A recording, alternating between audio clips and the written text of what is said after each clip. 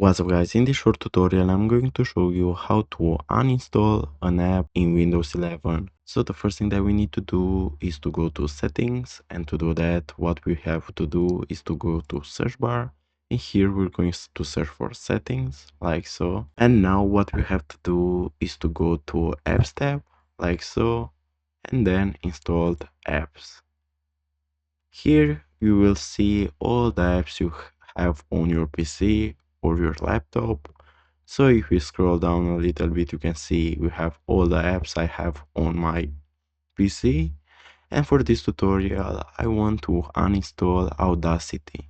So to do that, we're going to click on the three dots and we're going to click on uninstall. Then again on uninstall. We're going to click on yes, again yes. And as you can see, we deleted Audacity from our PC. So guys, this was the tutorial. Thanks for watching, and don't forget to leave a like, subscribe to the channel.